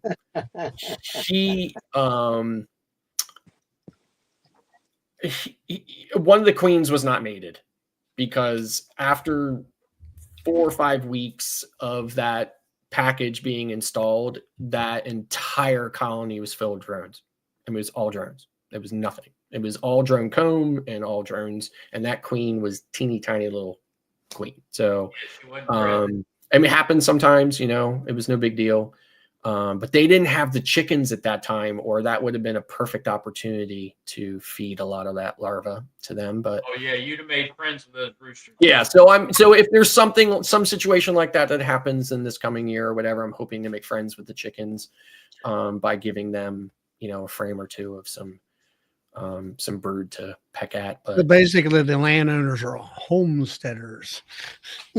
kind of, but it's a big farm though, Charlie. It's like 37 acres. That's pretty big for homesteading. Yeah, I guess. I mean, it's Just big. be careful. Don't put your hive backed up to a fence where the cattle's at. No, so the cattle aren't there. The cattle are up and over the other side of the barn and in a completely other closed in area. So the cattle will never be in that area. Like I said, she said, you know, they said, all we do is mow this. We're never going to do anything else with this because it's between the road and, say, the first working area of the farm. But it's a big, huge space. They just do nothing, and they drive down through there. So you can kind of come into the drive, you can kind of come into the beginning of their driveway and drive right down into that space and straight through that gate. Over beyond that gate, they have a burn pit that they burn a lot of their trash and garbage and stuff in. So I assume that that's what they go through the gate a lot on, you know, with the trucks and stuff like that or whatever, is they take a lot of stuff in there and they burn it. Super nice, super friendly. I think they've only been married for about a year. I think Julia, she's from Stewartstown, and Kyle, I think he's from Parkton, Maryland. So, which, you know, probably isn't very far from Stewartstown. But again, really nice young couple, really great. You know, I'm blessed to have that space and that opportunity to get back to beekeeping. You know, again, still so much more to learn, still so much more to pick up on, but, you know, I'm just, for anybody who, you know, I just wanted to make sure that everybody understood that I'm not like a first year beekeeper or anything. So, you know, we know that. starting out. Hey, Bill, I'm gonna hop off. I got some little stuff I have to do. All right, Tom. Thanks for So, Tom, coming in. real quick before you go, I just wanted to say thank you for the tip for putting swarm traps near buildings. Oh, you're welcome. I am definitely going to try that this year. So, and then real quick, what's your thoughts on Swarm Commander? I used to use it. I mean, it works fine. Okay. So you feel like it works? Yeah. Okay. Just don't use too much of it. Yeah, don't use much Yeah, of I it. did hear. I've never caught swarms before, so I'm gonna try to do two things. I'm gonna try to catch a couple of swarms, as well as put swarm traps at the yard in case any of my colonies get a notion that I'm unaware of. And when you use Swarm Commander, you just barely touch it. Just barely touch it so a little bit comes out and goes down in it. Right. And then barely touch it so it sprays on the front. And then take your finger and swipe it across the front. Gotcha. That's all you need. Gotcha. Yeah, I don't even do that much, Scott. I actually picked I up a take thing the lid. as well, so Hey, Scott, I take the lid off the bottle. yeah. I take a Q-tip and I Okay. just get the dip Okay. it in just a little bit. Gotcha. Let all the dip come off. I Right. put it in a plastic bag, Gotcha. a Ziploc bag. Yeah. I don't zip it, and I just throw that in the back of the hive of Mhm. the swarm trap. Mhm. I don't even spray the front because that smell goes all the way out through the front. Yeah, I think entrance. like their recommendation is to like spray the entrance and spray like somewhere in the box. Yeah, or whatever. you don't put much in. It just touch it. Right. So I If you think I get too have. much, they'll come in and they'll walk it off, but they won't come to it. I think I ended up buying like this package or whatever where it's got like this gel, which I think is new. Yeah. Because it says new. Yeah. And then I got this spray. So it was kind of like a twofer or something. So not sure which one I'm going to use yet. And then of course, Bill, because you and Charlie, swear by this stuff. I bought this stuff for the syrup that we're going to make this spring. So is it supposed to feel a little crunchy though? All it is powder in there. Okay. Because it feels a little crunchy, right? It's probably packed. Okay. So, but yeah, so I'm Just be careful with that stuff. Yeah, be very careful. Well, so it said, Direction. I think when I read the directions or something like that, it said like a teaspoon per gallon or something like that, because this pack is supposed to make 52 gallons. Yeah, that's what this says. So so as you can see the weight there on it, right? So this says it's going to make 52 gallons. Now, I'm probably not feeding 52 gallons of syrup to 8 colonies this spring. But how many gallons are you going to make at one time? Well, I typically only make about 4. 10? Well, I was only making like about 4 gallons because I use the rapid round feeders, and they only hold about half a gallon. So I use rapid rounds too, and they hold about a half a gallon. Yeah. But they're easy. You're going to be filling them when you really get down and you're going to fill them like every day. Sometimes, well, in the beginning, like the first week, I'm filling them twice a day. Yeah, right. So it goes quick. I mean, I would only use. You got to emulsify that in a blender though too. Yeah. Right. So that's what So I was going to mix this up in kind of like a small amount, and then put that in. I got it figured out here. It's a half of a teaspoon per 5 gallons. Half of a teaspoon. Because when I read it, it said a teaspoon per gallon of this, and it said this particular package. Did I come out and say that? 2.7 grams. On the directions, it does not say teaspoon. It says 1 scoop. Well, there's no scoop. Yeah, but somewhere I read that the actual dosage was a teaspoon per gallon. I know I read that somewhere. I just don't know. I don't remember where. So it gives you milligrams. Yeah. 102 milligrams, 102.5 milligrams is 1 scoop. Gotcha. So I think The thing of it is, you got the small bag. It's 22.7 grams, makes 200 liters of water. Okay. Which equates out to 52.834 US gallons. 50 gallons. Yeah. Yeah, 50 gallons, 52 gallons. So that's what I'm saying. So, and I only got this, not that I don't believe you guys, right? But Let me put it to you this way. I put I got one it. tablespoon per 40 Yeah. gallons. Right. But what I do is I get a quart jar, put 3/4 of a full of water, and then I throw that into my beekeeping blender and put Yeah. 1 tablespoon of that stuff in there Yeah. and blend it out. And then I throw all that into the 40-gallon batch. Mm-hmm. So, Well, so, I just figured, okay, if this makes 52 gallons, that's definitely enough for me to see whether or not, because here's the deal. It comes in this tiny little pack or a great big one, right? And there's nothing in between. So I thought, okay, that's enough for me to know whether or not, I'm going to regret putting this how much into was the that? syrup or 25 not. What was Right? that? $25? Something like that. I think I bought it from Man Lake. So Yeah. I buy a lot of stuff from Man Lake. I don't know why I do, but I do. But yeah, I bought it Why from you Man do Lake. either? I don't know. I guess because of the convenience of it or whatever. I've been to their showroom up in Wilkes-Barre one time. That's a little into nothing. Back during the beginning of COVID, like right before, I don't even know if you could call it COVID yet. I think it was still that crazy Chinese virus that everybody was talking about. I think that's what it was back then because it hadn't actually gotten here yet, but it was right around that time. My wife and I drove up there. It was cold. We thought, oh, let's just drive up and check it out. So we went up there and, I checked it out and I bought some stuff or whatever. And I think we stopped at the casino on the way home or whatever. But So, Scott, yeah. it sounds like you're closer to Forest Hill. Do you know Forest Hill down there in Nickel Mine, Lancaster, Southern County, South County, Lancaster?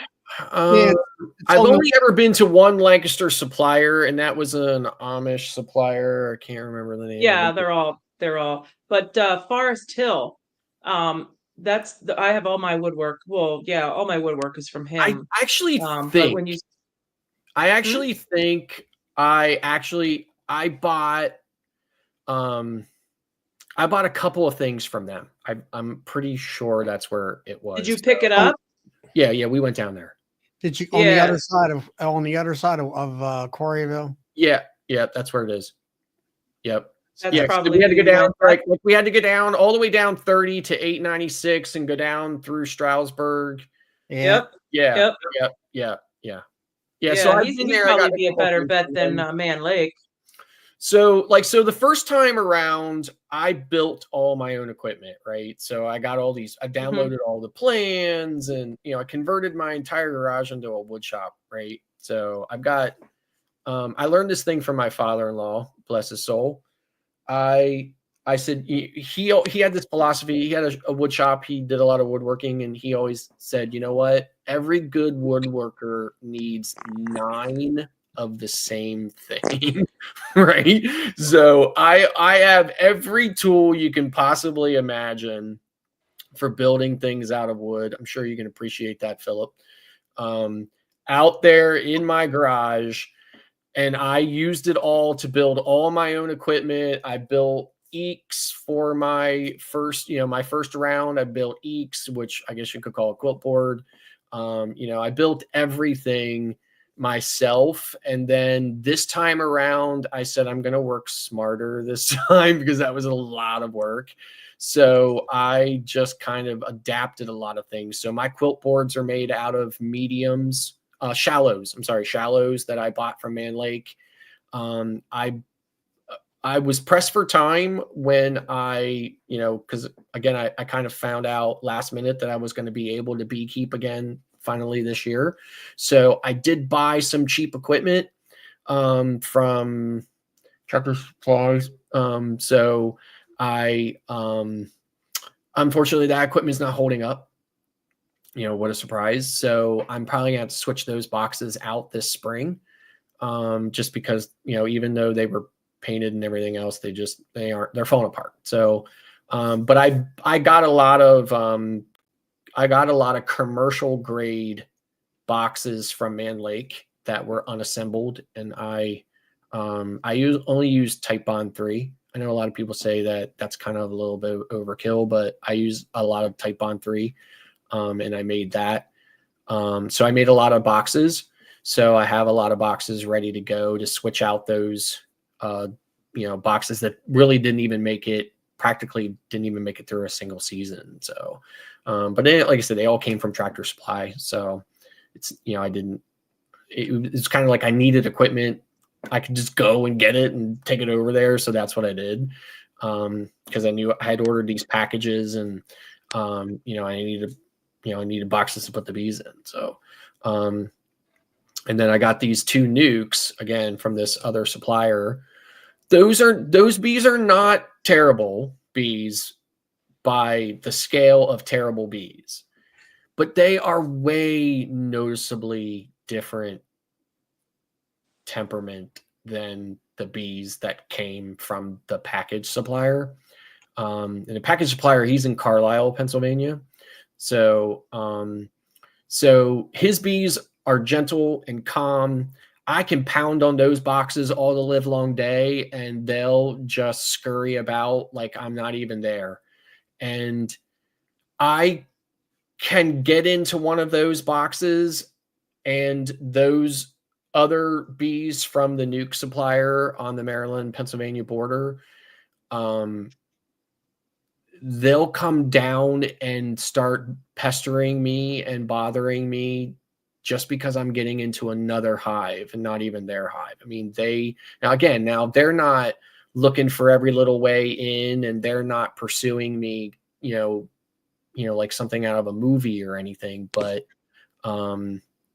they're definitely a bit more defensive than other bees. And I told myself, if they don't calm their butts down in the coming season, then I'm squishing those queens and putting different queens in there, because, that's obviously where the attitude is coming from.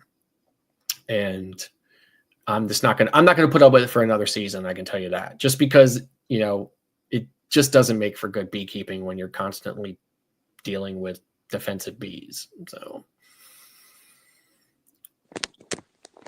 Hey, Scott, I'm on here. Yeah. But I think we're very close. Yeah, you're in Edders. Yeah. Yeah. I'm in Dillsburg.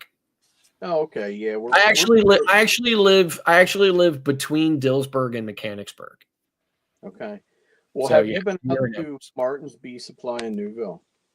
Yeah, so I love Martin's. In fact, I just put a post on the Pennsylvania Facebook group. I did a screenshot of Martin's 24 cost, their price list from 24. Yeah, I did a screenshot of their 24 price, and when their 25 price came out, and I put a post out there, then I said I was happy to see that they did not raise their prices at all. Yeah, I helped 3 or 4 different guys transfer some nukes that they bought from Martin too, and they turned out to be really nice bees. All of them. He's doing a nice job with his nuke package. If you I'll since you're on here, I'll just tell you, I got my packages from Robert House. Yeah, in Carlisle. No. So I think what they call them, heavenly honey or something like that. Heavenly honeybees or something. Yeah, and he's was your pissy bees from B&B down there next to the Maryland line. You know it, Charlie, right? Listen, and listen, those people are really nice people, right?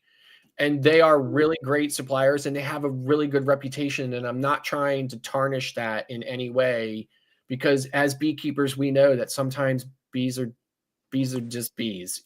Sometimes they're in a bad mood. They're grumpy. I got it, right? No, I'm not saying. I'm not saying bad about it. But no, those bees are just kind of grumpy all the live long day, and they don't seem to be getting in a better mood. And like I said, I'm not going to put up with it. They're not the worst bees that I've ever dealt with, but I'm not going to put up with them for another season. So if they don't settle themselves down this year, then I'm going to squish those queens. Have you tried requeening them? Well, I didn't, but that's my plan for the coming year. Like I said, if they don't settle themselves down, I'm going to requeen them, probably with queens from Robert, because Robert's queens are just I mean, they're super chill bees, you know, like all the way through, all the way through summer, they were just super chill. So there's another guy over in Carlisle, Walnut Farm Bees. Have you ever gone over to his place? I haven't. No.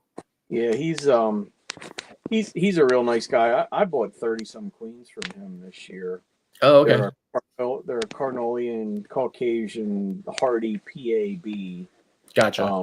So I'm curious. I'm seeing that they are a smaller cluster, and just kind of curious how they turn out. But he's got a Martin's got a small store. Well, this guy's got a similar size store, but he has a nice stock on stuff. I've been buying a couple boxes and stuff over there from the guy at Walnut Farm Bees, and he seems pretty cool and pretty helpful. If you're looking for sources. Well, so here's the thing. So, like I said, most of the equipment I have right now, I bought the commercial grade version, quit from Man Lake, unassembled. I just put it together, right? Other stuff I am building myself. And then I did go to Martin's and pick up a couple of telescoping covers, and I'm thinking about picking up a couple of bottom boards at Martin's because, I mean, who doesn't like a $12 bottom board built by an Amish guy, right? Mm-hmm. So, I mean, I'm like $12. How many can you build for me, right? So, $7 for, and I think, I actually think the bottom boards are $7 and the telescoping covers are $12, right? Yep. And they even have metal flashing on them, Yep. So I'm like, they're $12.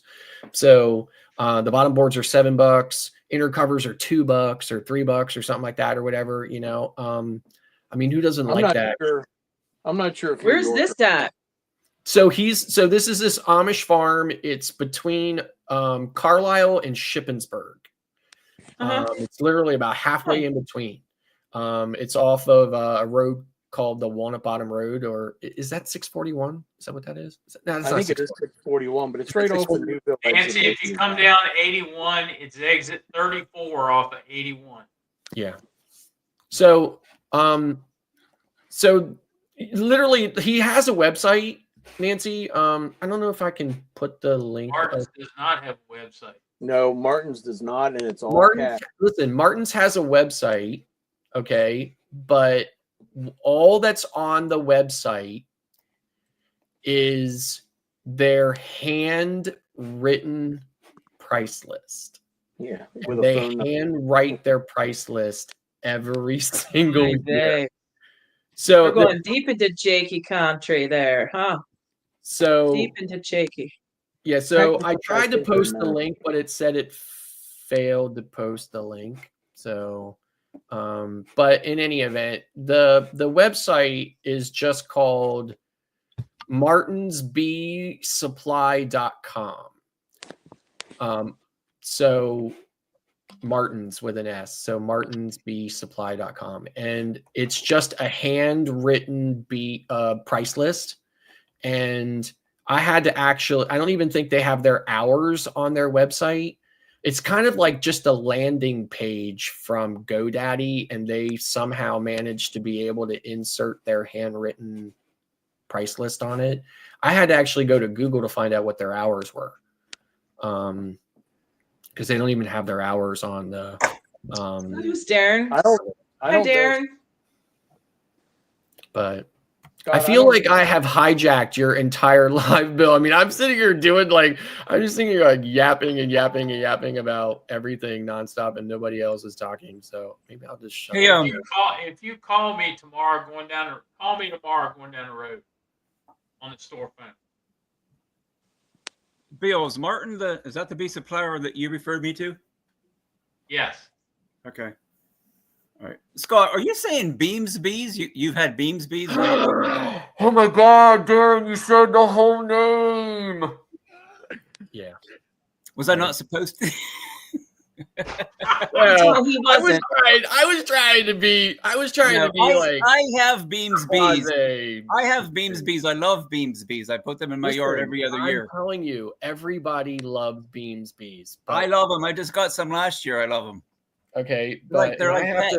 I have to really watch my mouth. Okay, but let me say this to you. Okay, In fact, I will still probably let be me say this to purchasing you. bees. Okay, those two colonies on the end, those two, the last two, those are from nukes. Okay, and they try my patience every time I go to that yard. There must be something up with them because my bees, my yard is very gentle. I have out of my 15 hives. So all the rest of my bees came from Robert House, and those, like I said, I'm pounding on those boxes all day.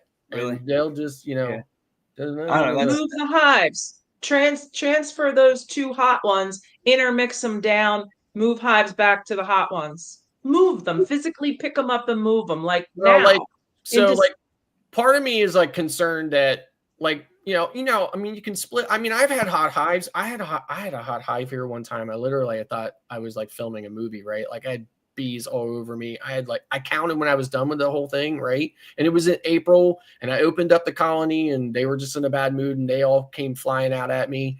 It was a big April. colony. They should be happy in April. No, they were. Really? They swarmed me. I counted. I had 57 stingers in just my head, just the head part of my bee suit. I've never had that. They were trying to get down in between the glove and I have a ventilator. Isn't there some talk about the drones from those queens? It's actually the drones. So if those drones are mating with other queens, that the heat can follow the lineage that way. Yeah. I mean, I don't know. Yeah, I'm just saying, right? They're not like that, right? But again, they're to the point where I can't be in my yard without being fully armored, or they're gonna light me up. Then you need to requeen those hives. Right. That's my plan. That's my plan. Move those hives, physically move them down, like Nancy said, down between stronger hives, and that will calm them down after they're requeened. Yeah. They'll have no choice. Yeah, I would definitely move them. Yeah, but then you still have the drones mating. Well, because I have that, like I said, I'm expanding in that whole other line, so I'll move them over there. Yeah, but they were already bred anyway from their yard. Going to be stronger anyway. They on a straight line, the ones on the end are going to be stronger. So if you rotate the ones from the middle to the end, middle to the end, middle to the end, a couple times, between. Well, you can move hives now because they're clustered up. Right. Yeah. So I'm like I said, my plan was just to simply requeen them, but I'll definitely move them. I'll definitely. Or you can try splitting them. Oftentimes that'll help. But I've never ever had that problem with bees, and I've never heard anybody say that. Listen, and nobody says that, right? But then here's the thing: I went down there one time, right? And Heather Beam, right? Heather had just been doing an oxalic acid dribble on the colony. You've been to Beams, right, Darren? Yeah. Okay, right. So they've got bees way down the end of the lane by the road, and then they got bees right there by the house, right? So she had just done an oxalic acid dribble on the bees at the house, right? That was like, the Killer Bee movie from 1978 on CBS, Monday Night Movie or whatever. Those bees were insane, right? They were everywhere. She actually called me and said, I'm not coming out. Come up to the garage door, because they were insane everywhere out there. I literally had to throw a veil over my head just to walk from my car to her garage door. And then I went into her garage, and while I was standing there talking to her for 10 minutes, I took like 9 stings on the forearm inside her garage. Right. And I was like, yeah, these are the same blanks that you sold me in those nukes. That's the way they are back in my yard. Look at Brian's comment. So if I'm a predator, I'm going to go to the ones on the end. So you might find that in the future, your ones on the end continue to stay hot because they're being messed with. Well, so now I Correct. am really trying to find. I mean, I'm really looking hard every time I'm there for the evidence of the skunk that's coming, because the skunks, they do the scratching and stuff like that. You can usually find it, or you find the plugs of the the chewed up, sucked out dead bee plugs and stuff laying on the ground around the hives and stuff like that. I'm really looking for evidence, and I have considered possibly putting a game camera up there just so that I can review Scott, and see what's happening. Here's my experience with those bees was I was ready to quit, and actually my significant other Rebecca, she did quit beekeeping because our bees were so horrible. Gotcha. They weren't even fun to work with. I used to get like sick to my stomach when I had to go do OA treatments because I just this beekeeping isn't supposed to be like this. Yeah. So I went and I thought I'm going to try this one more year, and I went and I got bees off of Beams Bees, and it was this different story. I said, no wonder people are actually, they love beekeeping because this is the way it's supposed to be, not like getting stung up Right. from head to toe. Well, like I said, though mine are not like that, and like and the bees that were actually in the yard that day when I was at there on a completely different day from when I was picking up the bees, right? Those packages. I mean, those 2 nukes. They were the same as my bees are every day. And Charlie, my last video you saw where those bees came out, I mean, they were everywhere. That was the next to last hive. So that was a beam hive where those bees came out and lost their minds just because I blew a little bit of white smoke in the front. Right. I mean, like, and the rest of them were just like, taking big deep breaths saying, thank you, sir, gonna have another, right? But those 2 colonies were like losing their minds over it. Those are beam bees. Okay. So and they're like that no matter what. If you get that propolis seal, you crack that inner cover, it makes that snap noise, right? They roar. I can make that snap noise on any of the Robert House bees, and you don't hear a sound out of them, right? But those beam bees, and then of course when I lift the lid up, I was always told, I had read a long time ago, you have a couple of bees sitting on the edge of a frame looking up at you, smoke them, right? Because they're planning their attack, right? So I can smoke those bees all the live long day. They're coming out after me. Well, they're coming out. They're going to be everywhere. When I close those colonies up and I've moved down the line and 10, 15 minutes has gone by and they should have been settled down now and off on the, nope, they're still down there. The bees, the Robert House bees are coming out saying, you can go. We can defend ourselves. We don't need you down here. They're like, no, we're going to be here bothering him because he was down there before. It's to the point where I actually make those my last 2 inspections of the day. Yeah. Just when your smoker's real nice and hot. Yeah. Because I know I had that. They're going to be the worst. Go in those first. To deal with. Go in those first. Well, that's what I did. Because I had that issue where I had where I thought I had a hot hive. And I kept making it to the end. Yeah. My bee inspector came and I told him about it. And he said, you do go to that one first because your smoker might be too hot. So I started going to that one first. I reversed it and went to the hot ones first. See, I reversed it because I was going into them first, but then they weren't settling down and calming down and going about their business while I worked myself down the line. They were continuing to be on me the entire time. So I was like, so then I switched it up and said, okay, I'm going to do them last so that when I'm done, I can just get the heck out of there. Right. And be done with them. And I don't have to deal with them while I'm doing inspections on other colonies. Whatever you do, Scott, when you go to requeen those bees. Yeah. When you go to kill that queen, right, they are going to be hyper. They are going to be all over you because you have that queen. Yeah. And when you smush her, yeah, they are going to be really upset with you. But whatever you do, don't let them requeen themselves. Oh, no, I won't. No, I won't. And I won't make any splits from them either, just because, they're just. Oh, I would. They're too Put insane. them down. There's another way to calm them down too. After you requeen them, put them beside your back door. They'll calm down. Well, so there is one, I mean, and I'm sure everybody in here knows this, right? There is one advantage to having bees like that.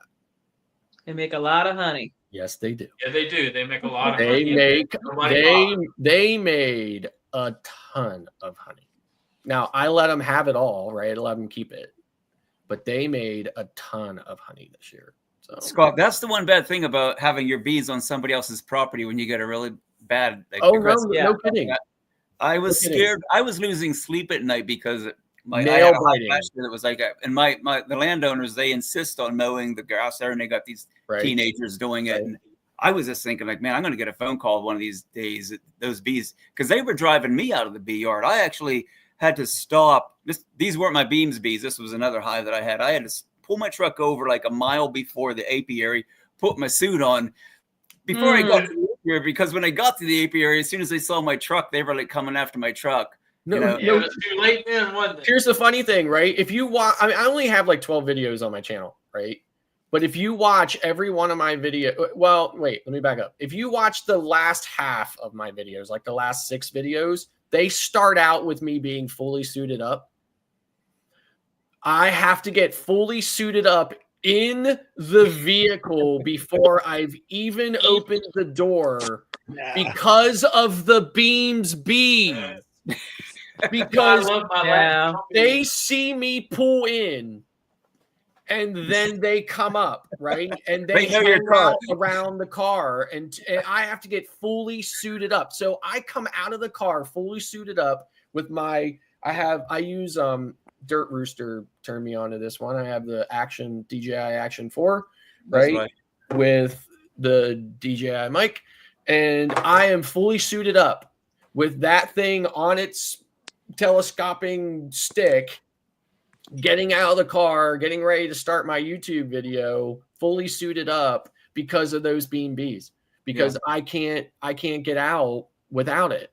You know, now today when I got there, you know, I was telling my wife asked me how to go, and I was like, you know what? It's nice to actually be in the bee yard where I can get out of the car fully unsuited, you know, and like this, and go down and take a look and see what's happening and stuff like that or whatever before I go and get the suit on, because, you know, this is the first time since I got those Beams bees that I can actually do that. Yeah, I know. That's very frustrating. It was bad. It was so bad that I had to get in they'd chase me out of the yard, get in my truck with my bee suit on. I'm driving down the road. I got about 30 bees in my truck. I look like an idiot driving. Who drives down the road in their bee suit, right? Like everybody's looking at you like you're from Mars. So I ended up pulling over down the road about a mile, and I get out to take my bee suit off. One hitchhiked on my truck, and as soon as I got out of the truck, I'm taking my bee jacket off, and I got my arms caught in, and I was like a little kid. I couldn't get my shirt off, my veil off, and it started chasing me around the parking lot where I was pulled over, and it's trying to sting me in the face, and I ended up having to swat it. But that makes it very unfun. I'd say, but by early August, I'm like, oh yeah, they're getting requeened next year. I wonder how Beams Bees feels with all those. It was too late to requeen them that year. I just didn't want to deal with requeening them right this year. I was like, oh yeah, they're getting requeened next year. We'll get you some queens. So you know what's really interesting to do, Darren? We moved bees one night, and the next morning I had to get diesel fuel in the truck, and there was one box, a super, that was left in the back of the truck, and it had bees in it. So I pulled into the gas station to get diesel, and I'm putting diesel in the truck, and I see a bee flying around. I didn't think anything of it. So the woman on the other side of the pump had perfume on. Ooh. All those bees came up out of that box, and they were flying all around her while she was getting gas, and she's just swatting. And then I heard her go, ow! She was getting stung. And she looks at me and she says, where are those bees coming from? I said, don't know. Jump in the truck and go. Yep, I finished getting fuel and I left. So, Gary Stewart, I just saw your comment here. I actually deliberately buy detergent that has no scent. that's like odorless detergent. And I have a really kind of like neutral deodorant and stuff like that. And and my soap and everything else is kind of like just like a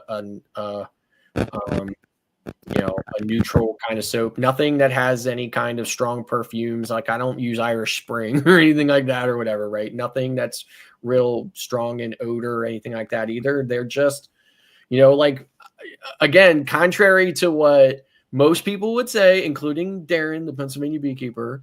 Okay. I just have come to tell myself those are just those. Well, I can't say what I call them, right? But I use BB, but it's not Beams Bees. I use a different word that starts with B to refer to those bees because that's just the way they are for me. So I had one hive. You would open it up, and they would actually literally fly up into your veil. Yeah. And I got rid of her. Right. Now they're not that bad, right? But they do come out pretty soon after I get in there, and they do come out and they do, bother me and pester me. And like I said, you would expect a couple minutes, 10, 15 minutes for sure down the road, and you're got them all closed back up and you've moved down the line. You expect that they would be done with you, but they're not. They're down with me all the way down to the end of the line and just will not go and mind their own business. So I've had them follow. I've had hives in the past where the bees will follow you all the way back to the house, as you're walking. Yeah. So I don't know. I mean, when I'm in mine, I mean, they're around. I guess I'm used to them. They're around me. They might be one on my veil or whatever. Of course, right. That kind of stuff is normal, right? They're flying around you and everything else, right? But they're not like on the seams of your jacket trying to get in and, all that kind of stuff, right? They're not doing that kind of crazy stuff. That's why when I wear the beekeeping gloves, I put the gloves on first and then put the jacket on. Right. So what I do is I put nitrile gloves on and then I put my beekeeping gloves over that because if you've ever smelled your hands after they come out of a sweaty bear of like beekeeping, it's the worst, right? And you'll never get that smell off your hands or out of those gloves ever, right? So I put the nitrile gloves on underneath the beekeeping gloves just to keep the sweat from getting into the leather and making it more terrible. Yeah. Let me tell you what I did when I told you about those bees that were chasing me down the road. What I did with those bees last year, I was actually thinking about killing those bees, but I decided to split them instead. I did 5 splits. It took me 5 splits to get those bees down to where they were calm again. And what I did when it was down to that like original box, I took that box, I moved it to another location, and I put an empty box there. Came back the next day, and all those foragers came back into that box, calm as you'd never believe how calm they were. And I actually put a frame of eggs in there, and they actually went and they actually basically, I guess, turned into nurse bees, and they made themselves another queen. I ended up with 5 splits out of it. 1 didn't make it, but now I got that 1 box, 4 really nice hives. So It was just a matter of splitting that box, that colony down. It was nasty. I mean, I didn't want to go to my yard last year because it like for the first part of the year because it was that bad. And but splitting that hive down, and I got 4 nice colonies out of it. That's all I had to do. I didn't have to kill it. So before I forget, Darren, I sent a package to you. I tracked it today. For some reason, it's not going to be there till Friday. So just wanted to let you know. We deliver horse and buggy up that way. So, it was Beams bees. I had to use my my amateur sleuthing wife to find your address. Oh, is that why she was asking those well, questions? Like you said, you know where Osceola is, right? So it's not that far from where you're at, and or even closer to Housedale or whatever.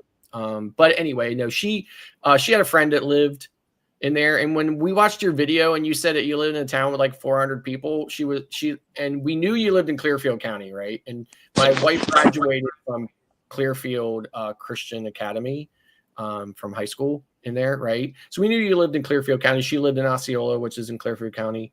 And when you said 400 people, she looked right at me and she's like, I bet it's Coldport. She's like, because that's the only town that has only 400 people in it. She's like, that's where you guys live. I can look out the window and see the entire town, the entire population below me.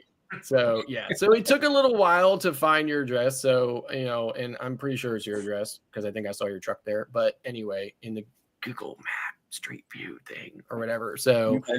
But anyway, so I have a box coming for you. So hopefully you'll enjoy it as Okay. well. So Nancy got hers today. So I apologize for not getting you guys the boxes. Like I said, my printer broke. So, and I had to order the part and replace the part. So it just put me behind for a couple of days, but you can probably see back here somewhere my fingers. I have like 3 of them sitting in like a little alcove back there, 3 different sizes. So, but what I was thinking about doing is I was thinking about actually scaling one up to where it's actually bigger, to where it actually could maybe be used for teaching. So, if anybody is interested in that or whatever, let me know. But so I know that somebody had said something about using one for teaching or whatever, but it was made out of wood. Yeah, I have one of those. Yeah. So this one's easier to make than out of wood. I bought it. I didn't make it. Yeah, right. So yeah, this one's easier to make. But I was thinking about scaling. The software lets me scale up or scale down. So yeah. But Yeah, Gary, that's funny. They say that about bears or something. You just got to outrun the bear. So Charlie, did someone say you have shirts this year? No. Was Brian teasing you about having shirts, t-shirts? No. Brian Flower Street was saying something about picking Sawmill Charlie shirts. Was he I don't know. there he is. There he is. Brian, what were you talking about shirts?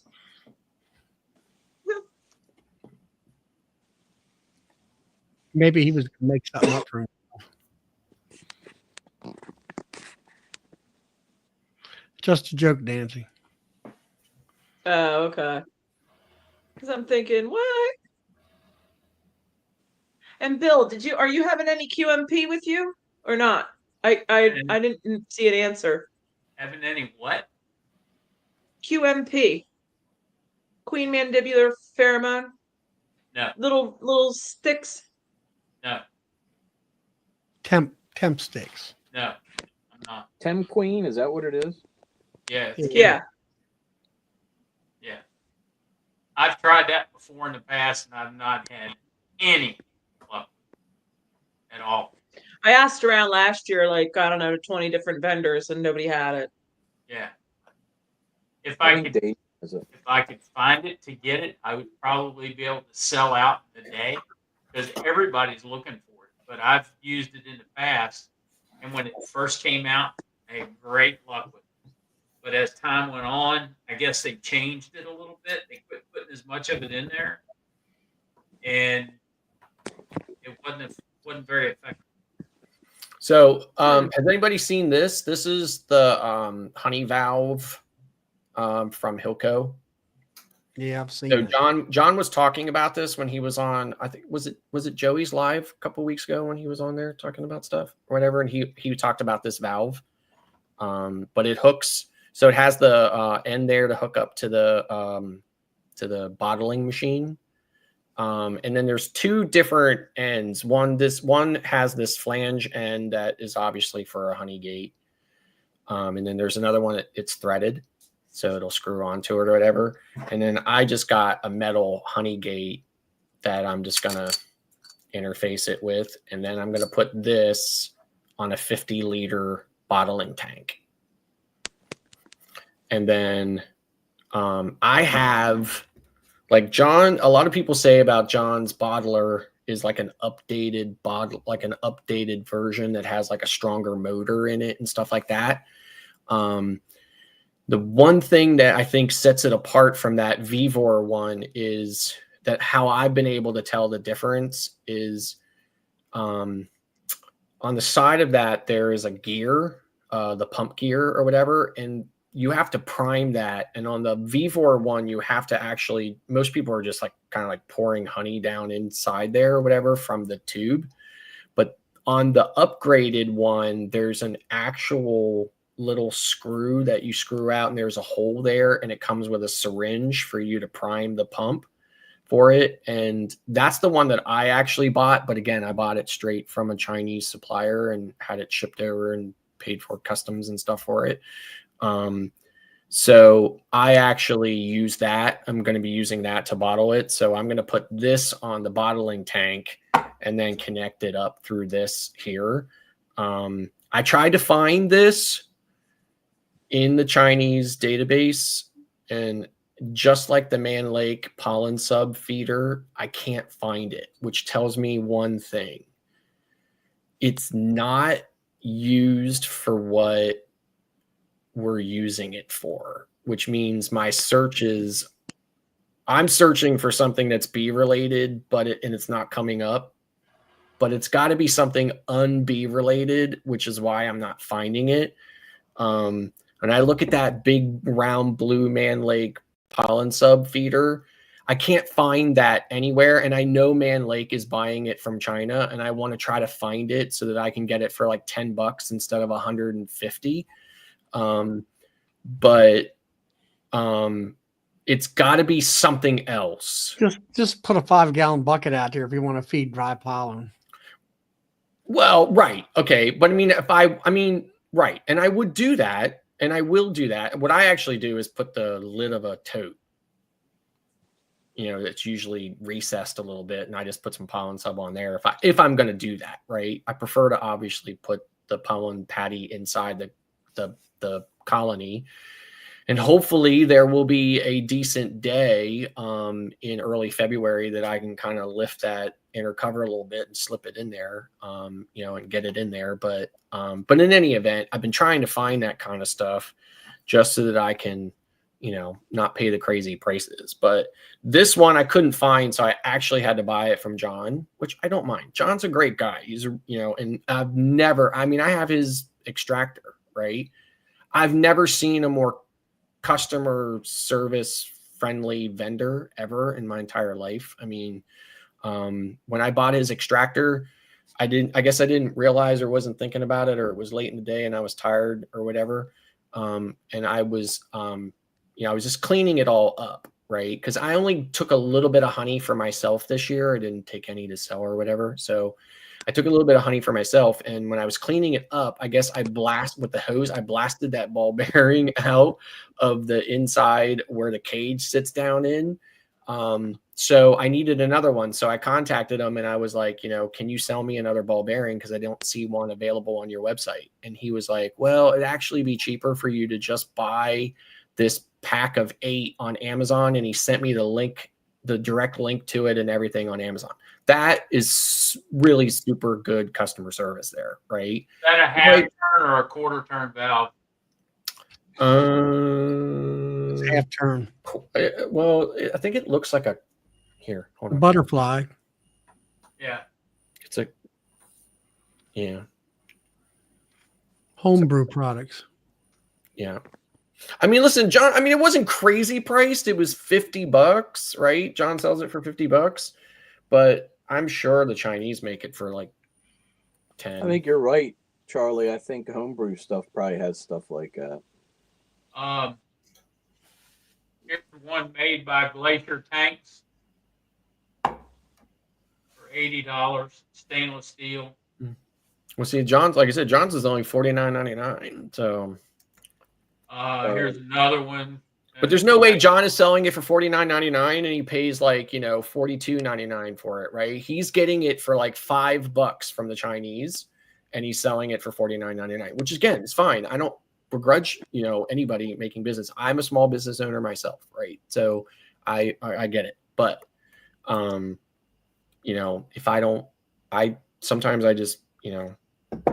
I just don't like to.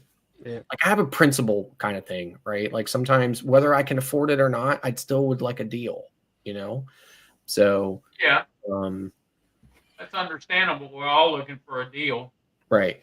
no matter what we're doing. Right. But So here's another one with a stainless steel handle butterfly valve for $44.97. like I'm not talking about buying 100 of them and undercutting John or anything like that. This is a single valve. Right. Single valve. But I mean, I already have it now, so so yeah, now it is better. I'm just saying, you were wondering what it's used for. Right. This is used for it's put on syrup tanks. Gotcha. In the syrup industry. Yeah. Or high viscosity fluids. Right. Is what it's for. Well, like I said, I know that because I even when I'm trying to search things out, like I use 2 websites, like and I use them in this order. I use madeinchina.com and Alibaba, right? Because Alibaba, everybody knows about Alibaba, right? Alibaba is a little bit too commercialized for me. So madeinchina.com is actually much better. Like you can get entire Apame hives on madeinchina.com. And they're not the fake Ame ones that you see on eBay, right? They're literally made on a ghost. So again, not to get too off topic or subject or whatever, but one of the secrets about manufacturing in China is that they have these ghost shifts where like they're manufacturing for all these major companies in the US and around the world. And they'll manufacture from like this amount of time, from this time in the day and this time in the day. And then the plant's supposed to close down or the line closes down or they shift to something else, whatever. But then they have this ghost shift that comes in that uses the same line, the same materials, the same everything, cranks out the exact same product in every way, shape, and form. And then sells it on these sites like, madeinchina.com and stuff like that or whatever for like, pennies compared to the actual real version. So I'm, I look for that kind of stuff again, not so that I can buy 100 of them and undercut everyone, but I mean, that's, that's just when I want to buy a whole bunch of stuff, which I'm not going to buy a whole bunch of these, but when I was looking for stands, and the cheapest one I could find was $59.99 on Amazon. And I knew I could get them from China for $8 a piece. That's what I did. I bought them for $8 and I negotiated shipping. It took 27 days to get it because it had to be loaded into a cargo container and shipped over to New Jersey. And then it had to clear customs and then, get transferred to, FedEx or whatever to bring it to me. But still, it took a long time to get it. But, when you have time to plan out for that, that's how I did it. But when I'm looking for stuff like that, and I know that I can't find it, one of my searches is to use Google Lens, right? So you use Google Lens, take a picture of something, and it'll find it for you out there. When I use Google Lens and it still doesn't come up, I know that that product is so far off from what it's being sold as, from what it really is, that even Google Lens is only bringing me back Man Lake and some company in some company in Canada that sells it. I know that's so far away from what the actual product is supposed to be used for that even Google Lens is only giving me the B stuff. So that is one thing that I would like to find because I really like that Man Lake dry sub feeder. There will never be a day when I'm paying them $150 for it. It's just never going to happen. Like I said, I'll use a bucket or a tote lid before I pay them $150 for that thing. But the only nice thing about that one is that you can have it sitting out in the rain filled with pollen sub and it's never going to get wet because they have to go in these tunnel, like they have to get there. It's round and it has these openings all the way around it, and they have to go way in there in order to get to the sub. So, well, while we're talking China stuff, does anybody know anything about or have heard anything about? I'm seeing these Gamma beekeeping forklifts out there, and it's you know, it's one of those deals. It's 20 grand versus 70 for a Hummer bee, and send them 10 grand and then send them 20 grand, and then 3 months later it shows up. You guys, any experience, heard, good, bad, anything about that? Not that I know. I Well, have- guys, I'm out of here. I got to get up tomorrow morning and start Yeah. toward Kentucky. Yep, I- I've got I am to too. get truck. I got to meet a tractor trailer in the morning, so appreciate everybody coming out. Well, yeah. Thanks for letting me Shanghai your entire live stream, Bill. I'm so sorry about it. And everybody You that's got- going to Nobby, you have a safe trip. Yeah, everybody have a great time at Nobby. So I will see everybody down there. So, Yep. See you guys. See ya. Bye. yeah. Hey, Scott, I'll look out for your package. Okay, thanks. All right. Hey.